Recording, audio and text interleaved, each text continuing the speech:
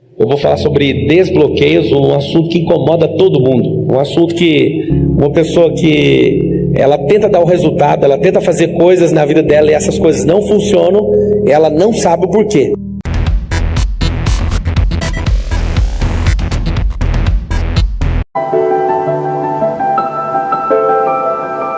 Ela pode estar rodeada de gente que dá resultado, ela pode estar rodeada de pessoas que querem ver o bem dela, mas ela não consegue romper. Isso é terrível. Entenda uma coisa, o seu cérebro, ele é um cérebro que gosta de economia. Por que economia? Quando o seu cérebro se depara numa situação, e essa situação, ela traz algum desconforto para você, o seu cérebro, ele cria uma nova trilha cerebral, falando o seguinte: não invente fazer isso mais. Por que isso? Porque se você tentar entrar nisso, você vai se expor ao ridículo, você vai gastar energia, você vai fazer um monte de coisa, e eu não quero que você passe mais por isso. Você vai notar uma coisa, e você que está assistindo aí da sua casa, não sei onde você está, você vai notar o seguinte: existem traumas emocionais, existem eventos emocionais, são assuntos diferentes. Um trauma, ele tem um impacto médio ou alto, um impacto complexo dentro de você e não destrava de qualquer jeito não, mas o evento emocional é mais simples. Todos vocês estão assistindo, eu vou falar por baixo, todos vocês estão assistindo, vocês devem ter pelo menos uns 200 ou 300 bloqueios emocionais. E esses bloqueios são idiotas. É idiota quando você ouve a história de outra pessoa, mas quando o bloqueio é seu, o negócio é sério. Então o que é essa parada de a causa? Eu quero deixar bem claro para você que não existe milagre em desbloqueio. Tem gente, por exemplo, que gosta de chegar perto de mim e acha que é desbloqueado. Isso não funciona. O desbloqueio é quando eu olho para dentro de mim mesmo e acho onde está travada a engrenagem.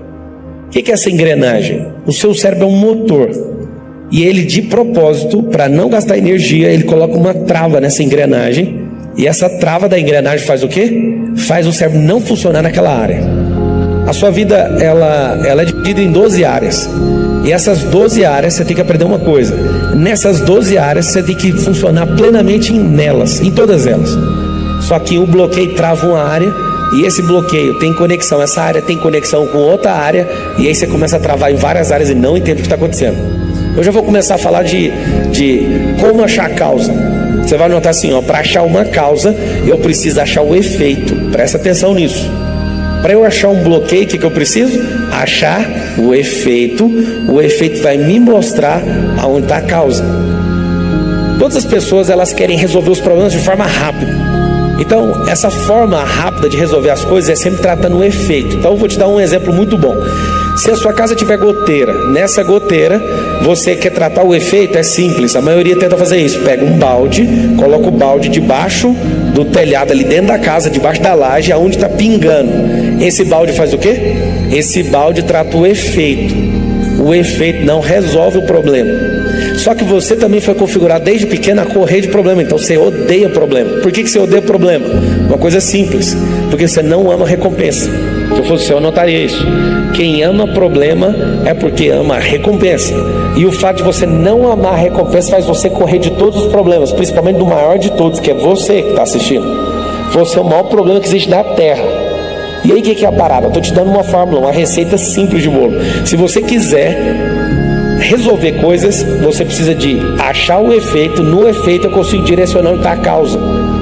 Interessante que nesse assunto de desbloqueio emocional acontece o seguinte: a maioria das pessoas, elas não sabem de fato o que está travando nelas.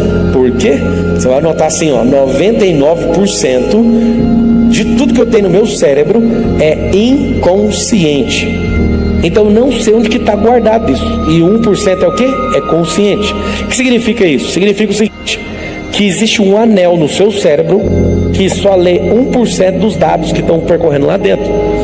Todos os seus pensamentos, desde a infância, são flechas que ficam rodando de forma aleatória dentro da sua cabeça. E essas flechas, 99% delas, são inconscientes. E esse inconsciente, você não consegue pegar ele aqui, agora. Não é tangível, você não consegue pegar nele. E quando eu começo a trazer estado de consciência, fica simples. O que é isso? Quando eu quero, de fato, descobrir uma coisa, eu vou começar a olhar o efeito. Eu vou te dar o primeiro. O fato de você não ter dinheiro na sua carteira agora mostra um efeito de escassez. Só que o fato de não ter o dinheiro, a gente não consegue precisar a causa por isso, mas pelo efeito dá conta de aproximar ele de um bloqueio. Qual bloqueio? Escassez. O que é esse bloqueio de escassez? A escassez pode ter começado lá na sua casa com seu pai, e aquele sistema de criar vocês faltando as coisas ou tendo condições, mas sempre achando que ia ficar pobre, aquilo vai instalando em você desde pequeno. E a escassez, vocês que têm um pouco de recurso, fica com medo o tempo inteiro de perder. E vocês que não têm nada, nunca aceita ter alguma coisa. Por quê? Porque a escassez está instalada.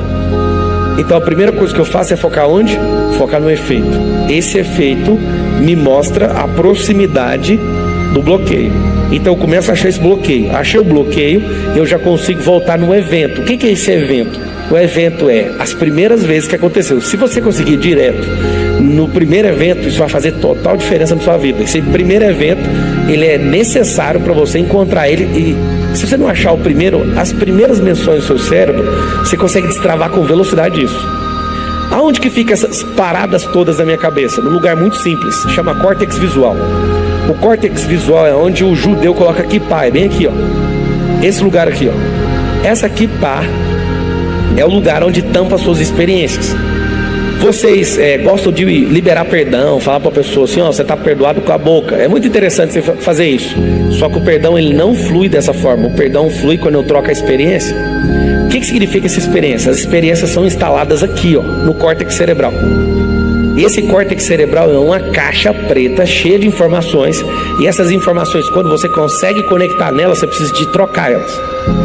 Vamos falar de escassez ainda. Você tem escassez, você já conectou com gente rica, mesquinha, nojenta. Você conectou com essa pessoa que é mesquinha, nojenta e aparentemente é próspera, mas uma pessoa mesquinha nunca é próspera, pra você entender. O tanto de dinheiro que ela tem não mostra a prosperidade que ela tem. A prosperidade é continuar sendo natural e crescer em tudo que ela colocar as mãos. O mesquinho bloqueou você. E esse bloqueio dessa pessoa mesquinha mexeu tanto com você que você tem uma certa repulsa no seu cérebro. Essa escassez, tudo que ia fazer, alguém colocava uma poda. Faz menos, faz menos. Tem alguns abusos do tipo, não usa a cartela de remédio inteira, isso é uma besteira. Usa menos, aí tem um processo certo para você tomar um remédio, usa menos para usar depois quando ficar doente, já fica projetando a próxima doença. E não trata nem a primeira nem a segunda. E a escassez vai ser instalada desde pequeno. É interessante lembrar que tem uma escassez no seu cérebro, que é um instituto.